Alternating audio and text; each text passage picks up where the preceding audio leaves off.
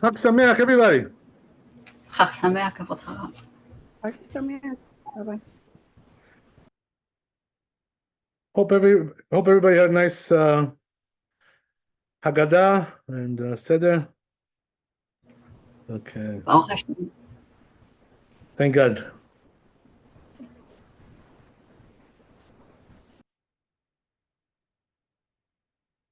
Okay, so now we're going to start the laws of Yom Tov because we actually have to learn this also for Shavuot, which is coming up after Pesach, the next holiday, and it'll be right with us for all the holidays, for all our lives. So it's a good thing to learn the laws of Yom Tov. Okay. It also applies in this holiday because we have one more Yom Tov coming up next week. So we're going to need to know also for next week as well. But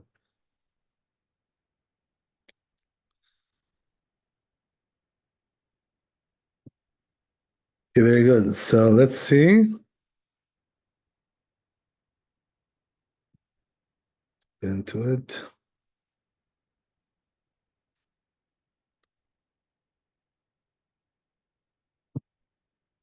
Okay. So let's start with the tour. The tour says, בחודש הראשון בי"ד בחודש בין הארבעים פסח לאדוני. So he says, right, that Pesach, as we know, starts on the 14th of Nisan. That's what he's saying. ב-15 יום לחודש הזה חג המצות. Right, so we have it starts on the 15th, actually, right, the holiday itself. And so why do we say on the 14th? Because the 14th is when the Korban Pesach was brought. Even though we don't do it today, but as we said, right, that we do have some we do have some significance in halacha still, because we don't do labor on the eve of Passover because of that reason, as we already spoke about. So kol menacha v'dat lo tasu. So it says, right, that regarding these this holiday, that do not do any labor, right? Just like pretty much as it says for Shabbat, same thing, right? וכן נאמר בזין שלו בראשון ובחטא של חג ובעצרת ראש השנה או הילקח. So he says, right, we have the same thing also for the 7th day of Passover and also the 8th, right, in the diaspora. And then we have Shavuot and we have Rosh Hashanah, right, also, which is called Yom Tov. הילקח כל מלאכה אסורה בשבת אסורה ביום טוב. So therefore, right, the rule is that whatever, in general, right, whatever is forbidden on Shabbat is also forbidden on Yom Tov. General rule. There are some exceptions we're going to see. Right? חוץ ממלאכת אוכל נפש, תכתיב אך אשר יאכל לכל נפש, הוא לבדו יעשה לכם. So he says, right, there's one thing which is allowed on Yom Tov. There's also other things as well, but right, which is not allowed on Shabbat, which is ochel nefesh. Right? So literally, what does that mean, ochel nefesh? It means whatever the soul eats, right? But it's a little bit of a euphemism, right? So we'll see what that means, right? How to actually literally to understand that. We're going to against that. Right? Because it says in the pasuk, in the verse, that which will be eaten by any, right, the soul. It can be done, right? Things like this. So this is the reason why we allow, let's say for instance, cooking, right, on Yom Tov. Because the soul eats from the cooking, right? You eat from that. So that's what we learned in the Mishnah, says, right? That the only difference really between Shabbat and Yom Tov, as we said, right, is ochel nefesh. What does that mean? Eating. In other words, you can do things to eat, preparation of foods and so forth and so on. So he says, right, things in general, right, and Yom Tov, those kinds of things are allowed. Right, eating things which are preparation for eating. But he says, right, that there are exceptions also to that. In other words, there are things even on Yom Tov which are not allowed. So he says, right, what does that mean? That you cannot do havara, right? What is havara? Means to light a fire, right, on Yom Tov, which you're not allowed to light it from scratch, right? You can only pass it over from one to another. It's a whole discussion about that, by the way. We're going to get into that, right? What that means and how it has to be done, so forth and so on. And שמתוך שהותרו לצורך אוכל נפש, הותרו נמי שלא לצורך, right? So he says, right, that nevertheless, the truth is, right, that from the Torah, even though, as we said, right, we don't light from scratch a fire on Yom Tov, but the truth is, according to the Torah, it is allowed. So what does that mean? The rabbis came and said, do not light a fire on Yom Tov from scratch. Only pass it over from one fire to another. But from the Torah, it's allowed to do that. The rabbis limited it, right? They cut it down a little bit, right? Scaled it down. And also the same thing, right, when it comes to carrying. That carrying, my son just asked me before the holiday. He said, are we allowed to carry on Yom Tov? Even if there's no eruv there. And I told him, yes, you don't need an eruv on Yom Tov. So carrying is allowed on Yom Tov, right? So those two things are really allowed, he says in the Torah, even if they're not ochel nefesh, even they're not something which is having to do with eating or whatever, sustaining your sustenance. Even though it doesn't have to do with that, it's still allowed anyway. Those two. שמתוך שהותרו לצורך אוכל נפש, הותרו נמי שלא לצורך. אבל שיהיה בהן צורך קצת קש, but it has to be some kind of a need though. In other words, even though it's not a need for consumption or whatever, but it is some kind of a need. כאשר ידבר בעזרת השם, like it's going to be explained, וכן מכשירי אוכל נפש. So there's another thing which we call מכשירי אוכל נפש. What does that mean? Things which are preparations for making food, right? Whatever, like the earlier steps of preparation. The Torah does allow those things. Since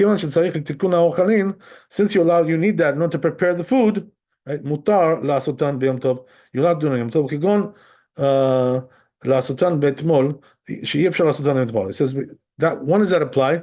When it wasn't possible to do that yesterday, so we allow you to do it on Yom Tov as well. Right?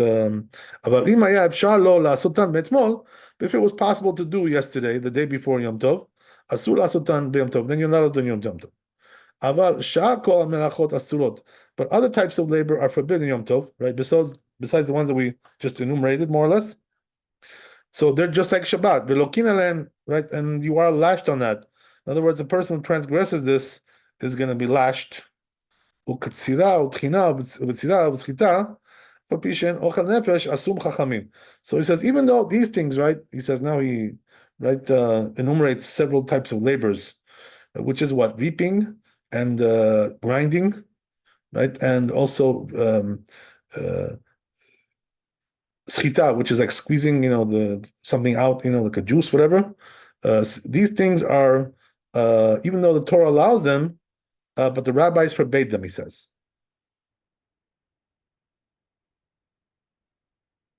So he says, ופרי הטעם לפי חכמים, אסור ופרי הטעם לפי שאדם רגיל לקצור לשדהו וליצור בכרמו כאחד בדרך כל ענביו, לביטחון הרבה ויחד וחשו חכמים שאם היו מתירים ביום טוב, היה קוצר כל שדהו ועוצר כל כרמו ודורך כל ענביו וימנע בשמחת יום טוב. So why the rabbis forbid these things, even though the Torah allows them? So he says the reason is because these types of labors, you can do like a lot of this kind of labor, like let's say, reaping your whole field, right? It's going to be a lot of work there involved. So he says the rabbis were afraid that if we allow you to do things like this on Yom Tov, the problem is you're going to spend all your Yom Tov reaping, your whole field, harvesting, whatever, right? And the problem is that you won't be doing the simcha of Yom Tov, right? The joy of Yom Tov, doing the mitzvot of Yom Tov. So therefore the rabbis forbade things like this, which can become like very laborious tasks, things which can become very, very painstaking tasks, that need a lot of energy and a lot of time to finish it, whatever, if you want, especially if you have a lot to do. So therefore the rabbis forbade these things. Okay, good. So then he says, וכן צידה אסור שפעמים כשתעלה במצודתו דגים הרבה, right? So he says also, they forbade also trapping, right? Animals on Yom Tov, trapping them. So what's the reason why? Because sometimes a person traps like a lot. Like let's say he goes fishing, right?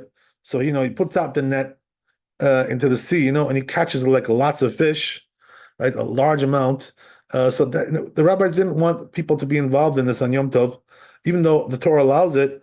But it's going to become like a totally laborious, very, right, very, very, very time-consuming kind of a work.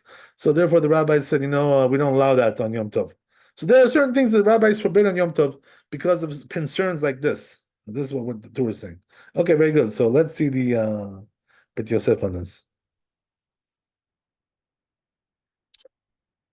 Good. Says Bet Yosef regarding this, אף אגב דקרא כמה בערב פסח מהרה, כתבי רבנו להוכיח על פסוק שני, וב-15 לחודש ניסן מהרה. So, right, says the Bet Yosef that even though that verse that the Torah brought here, which is talking about, refraining from doing labor, it says there the 14th, but the Torah comes out and tells you, right, that, he proves from the context of the verse that it's really talking about the 15th. So what does that mean? The 15th is when the holiday actually starts, and that's when the labor becomes forbidden, not on the 14th really. And we learned, right, as we said, that the only difference between Yom Tov and Shabbat is ochel nefesh, right, things which are, consumption, as we said, bodily consumption, whatever. Mishnah Perek Meshilin. Where is that? There's a Mishnah, right, in Lamed Vav Amud Bet. Perek Kama de Megillah, and also in the first Perek of Megillah, Zayin Amud Bet. Afal Pi, the Perek Kama, even though in the first Perek of the Megillah, Okimna Hai Matnitin de Lo Rabbi Yehuda, that they said this Mishnah is not according to Rabbi Yehuda, the Matir Machshirei Ochel Nefesh, that he allows to do, right, the preparations for things which are consumption. But Rabbeinu Sover de Halacha Rabbi Yehuda. So he says the Torah holds Halacha like Rabbi Yehuda, Kemo Sheit Bar B'Siman Taf Kuftet, like we're going to see in a later chapter.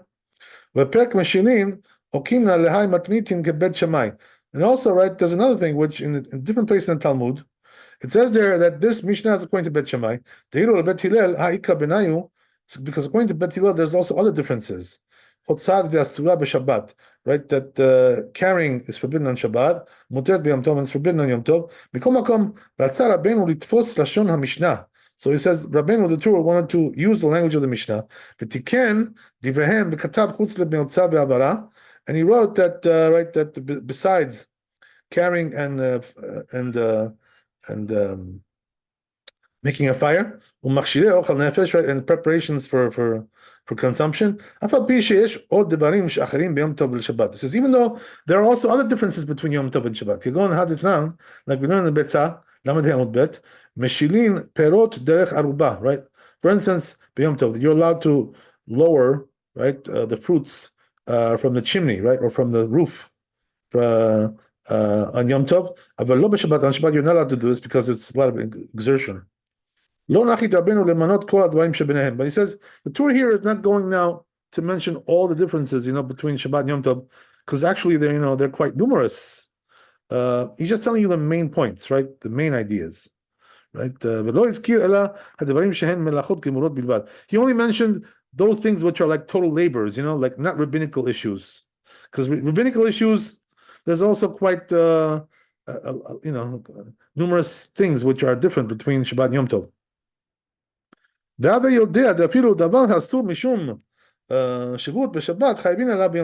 So it says not only that, right, but also whatever is forbidden on Shabbat, right, because of the rabbis decreed on something, the same decree applies on Yom Tov as well. So in other words, generally speaking, it's the same thing.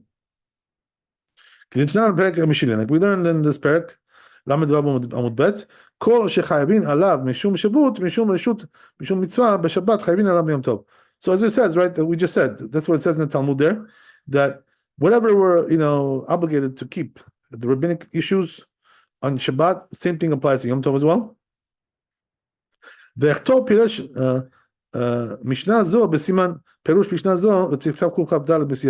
he says, later on, in later chapter, I'm going to write the explanation of this Mishnah, right, to the commentary. So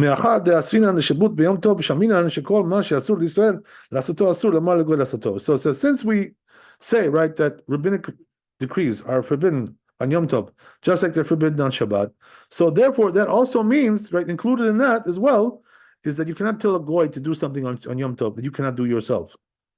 Just like on Shabbat, it's not allowed to do that. The same thing also applies to on Yom Tov as well, right? So then, question, right? If that's the case, how do we have the concept of a Shabbos goy, right? The whole thing, we tell, the goy does things for us on Shabbat, whatever. What is that concept if he's not allowed to do anything for you? So the answer is, right, depends. Really, there's a lot of differences between, there's differentiation. If it's labor from the Torah, so there he's not allowed to do that for you on Shabbat, the goy, But if it's something rabbinical, so there, sometimes we do allow those things in certain circumstances. Right? We're going to talk about that, Bezat Hashem. So this is the way it is. Yeah. So there are certain things you're allowed to tell a goy to do. Certain things you cannot tell him to do. If it's from the Torah, the labor, you cannot tell him to do that on Shabbat or Yom Tov. Doesn't matter. By the way, sometimes it's also forbidden on Chol HaMoed, right? Whatever the rabbis decreed, labors that we cannot do on Chol HaMoed, just like today, right? Today's Chol HaMoed.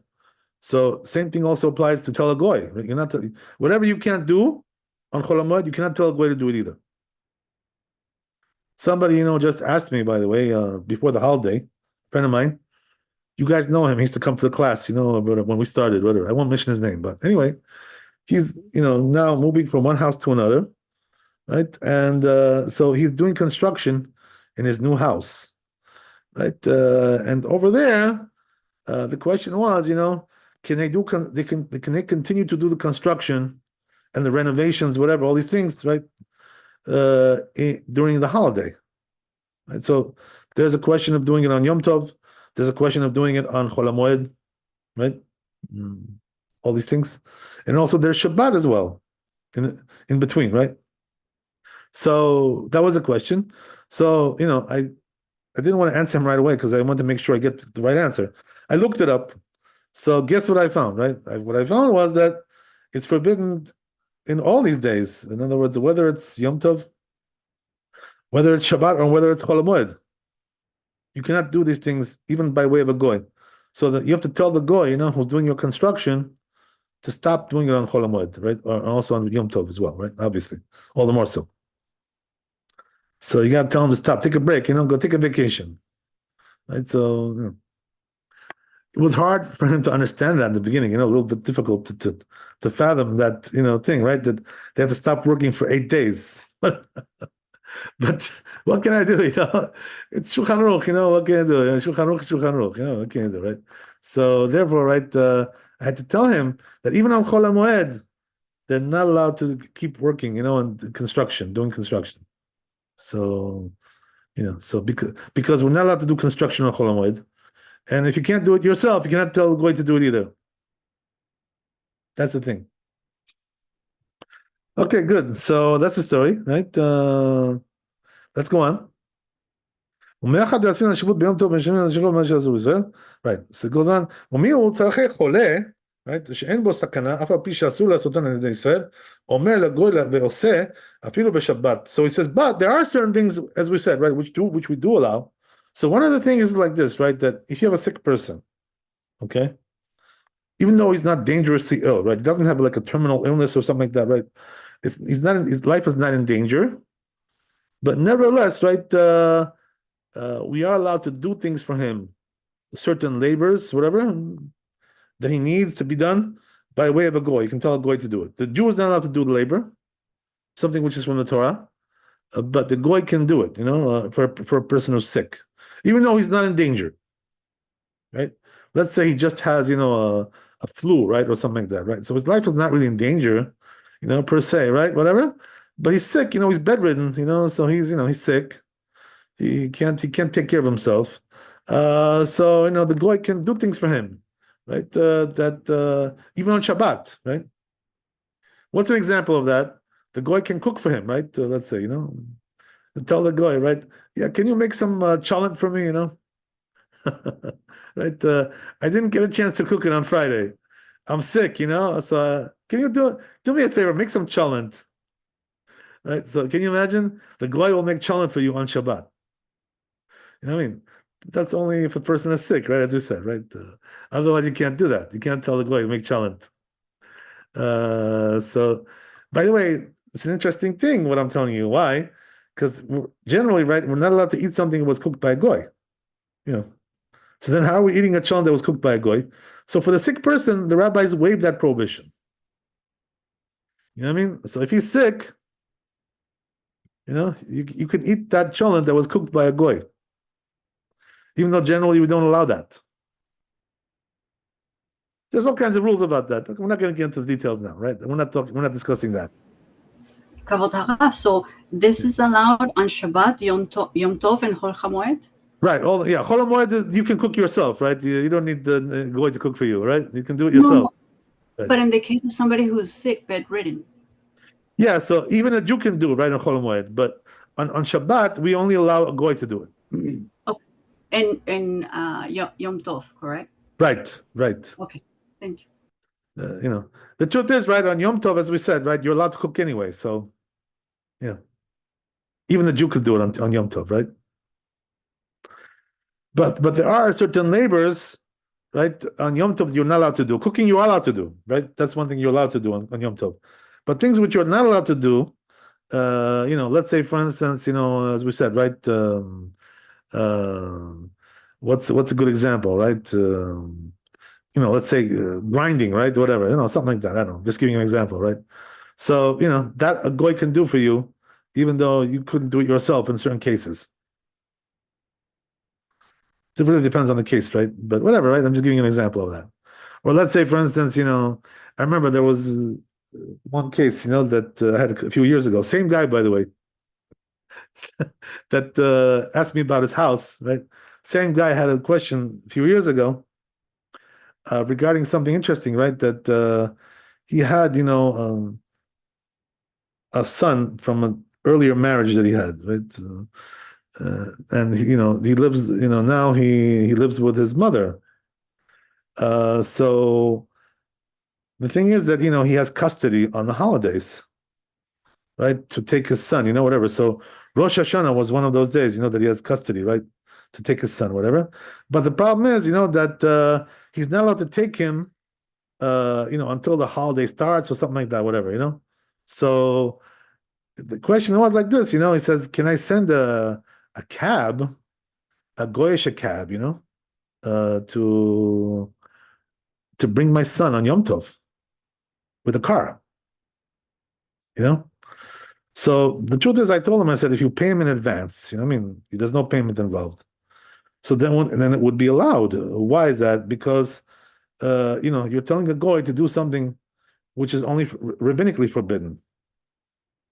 Driving a car, is only rabbinically forbidden on Yom Tov. On Shabbat, it's forbidden from the Torah. But on Yom Tov, it's only rabbinical. Why is that? Because what does a car do? There's a fire in the engine. You know what I mean? Unless you're driving an electric car, right? Whatever. So there's a fire in the engine there. So that's from the Torah on Shabbat. But on Yom Tov, it's only from the rabbis. So therefore, I told him, I said, if you get a goy to drive and you don't pay him on Yom Tov, the payment you do beforehand. You know what I mean? So there's no money exchanged, right? All that stuff. So then it's possible to bring your son on Rosh Hashanah, because it's only rabbinical. So that's an example, right? Like that. So there are certain things, you can tell a goy to do. So this is also one of them, right? That even though the labor is from the Torah, but since the person is sick, so we allow even to do something which is from the Torah. Okay. Good. So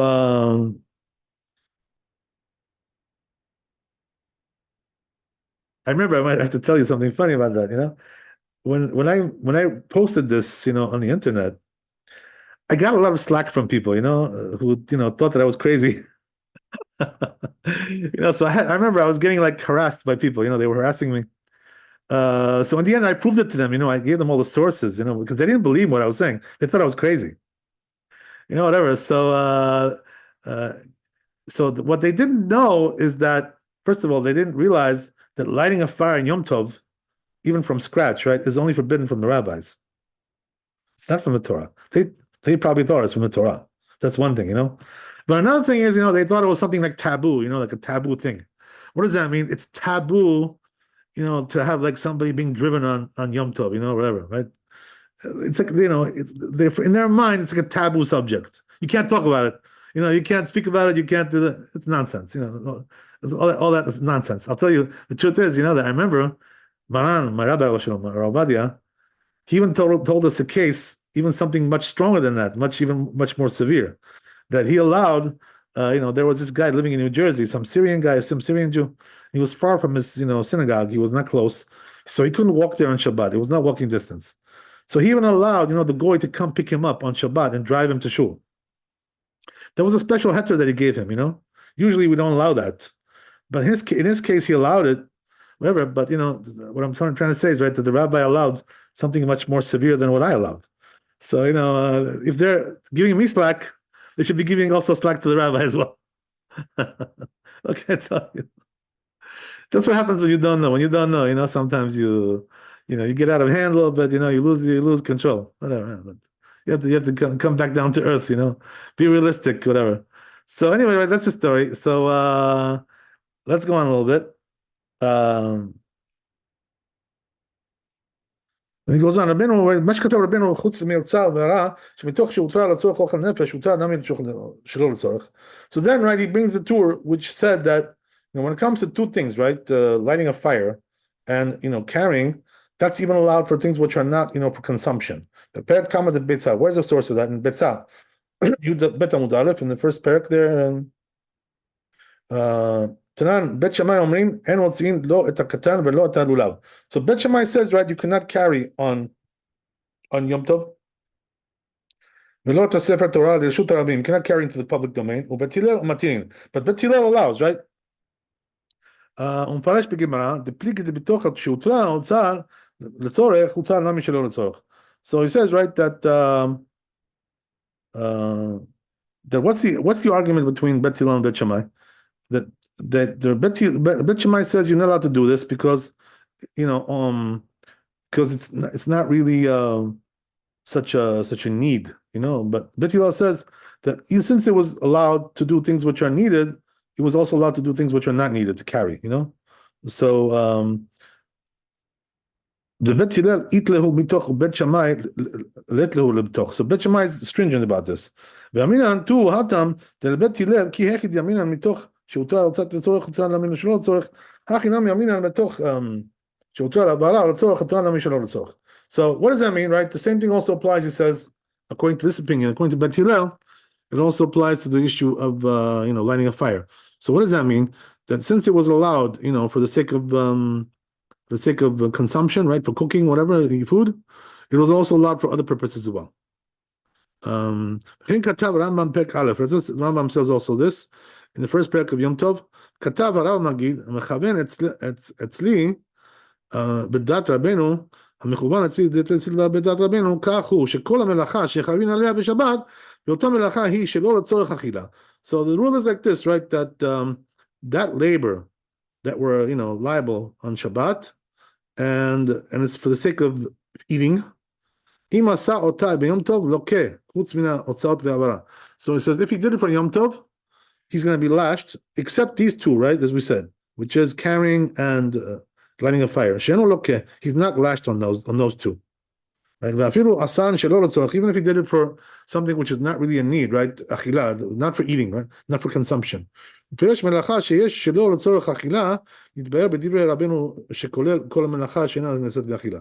So he says, right, that later on we're going to explain all these labors, which are the ones which are not needed for consumption, and which are the ones that are needed for consumption, which and drinking also.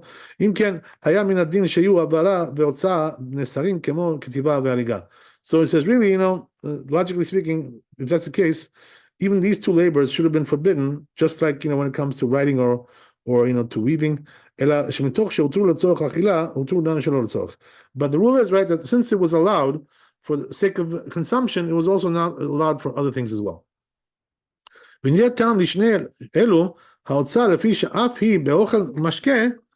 says that what's the reason why when it comes to these two we're more lenient? Because he says these things, even though they're not needed for consumption, so he says, right, they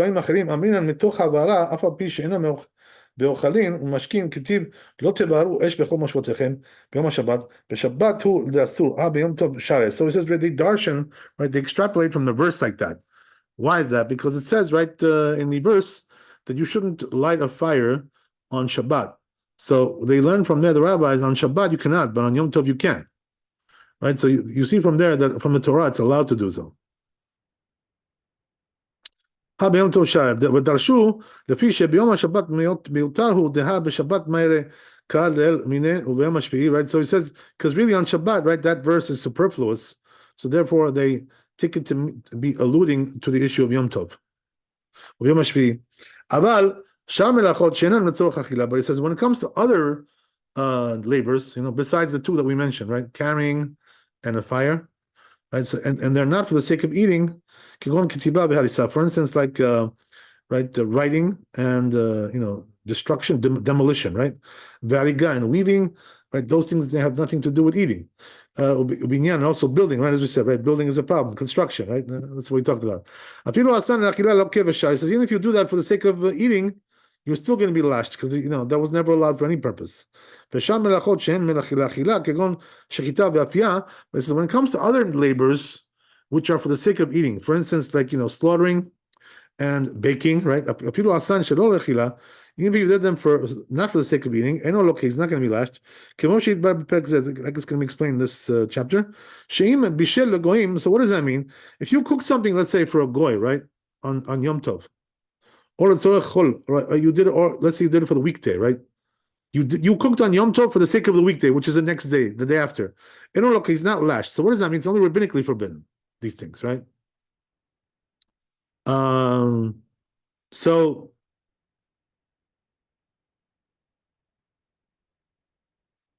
what do we see from here, right? Bottom line is like this, right? There are certain things which the rabbis forbade because you're not doing it for the sake of eating. But from the Torah, it's allowed. Okay, so let's see the Shulchan Aruch and we're done.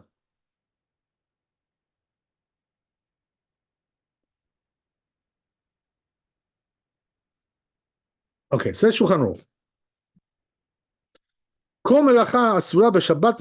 Right? The general rule is like this, as we said. Every labor which is forbidden on Shabbat is forbidden on Yom Tov. Right? Except what? Labors for consumption. Right? It says, except these two, right? Which are, the exception to the rule, which is what? Carrying and lighting a fire. Right? And also preparations for consumption, which was not allowed to do the day before. So what would it was? I'm sorry, not that it wasn't allowed; it wasn't possible to do the day before, right? Then it's allowed to do it on Yom Tov. So what's the bottom line here, right? What are we seeing from here? That if you were not able to do the preparations before Yom Tov, you're allowed to do it on Yom Tov, right? So what's an example of that, right? The perfect example would be like grinding, right? So the truth is, on Yom Tov, you really shouldn't be grinding if you can grind it before Yom Tov. But let's say you were not able to grind, right, on Yom Tov, so then you can grind it on Yom Tov. What's a good example of that? Let's say, for instance, spices, right? So I mean, today, we're not so particular about this, but in the old days they were. What am I saying, right? For instance, they would grind the spices like fresh, because it has a very potent taste in the food. Freshly ground, right? The spices, whether it's pepper, or paprika, whatever it may be, right? Whatever it is. So it has a much more potent and better taste when it's freshly ground. So therefore, right, in a case like that where you were not able to do it the day before because it wouldn't have the same taste. Right? So they allow you to do it on Yom Tov. Right? That's an example of that. So as we said, right, when it comes to these two labors, which is carrying, in the public domain and lighting a fire, the Torah did not forbid that, even when it's not for the sake of consumption. But as we said, right, the rabbis came and forbade to light a fire from scratch. Right? They asked you to do what? They requested of you to do it from an existing flame. That's a rabbinical thing. From the Torah, by the way, why did they make that decree? So from what I remember, I saw in one of the books, he said the reason why they made this decree not to light the fire from scratch is because that is like a reminder, that it's not just a regular weekday. It's Yom Tov, So like, be careful. Now we gotta give you like a little bit of a limitation there, a little bit of a fence, to keep you fenced in there, make sure you don't go too far. So this reminds you, that on Yom Tov that you have to light from an existing flame. That it's still Yom Tov after all, so you have to be careful. You can't do everything on Yom Tov. There are certain things which are not allowed. Okay, something like that. So it says the Ramah here. So he says, right, that there are.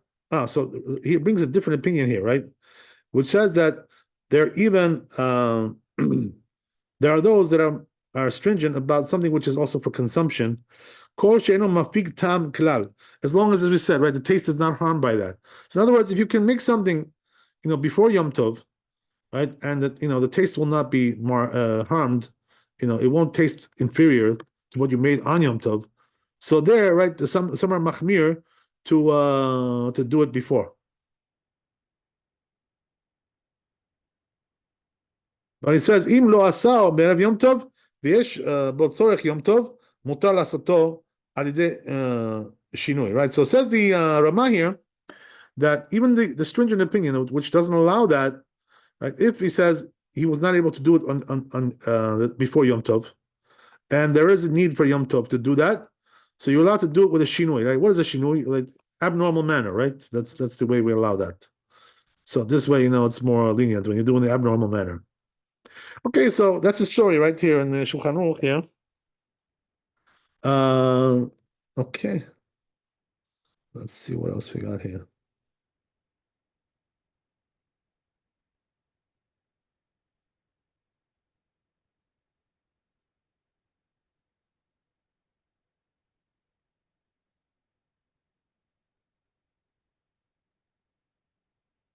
Yeah, this one is actually a big bit Yosef. I don't think we're gonna be able to knock it off today, right? But B'ezrat Hashem, we'll leave that for next time, right? So the next time we get together, B'ezrat Hashem, will be Wednesday night, because the holiday ends on Tuesday.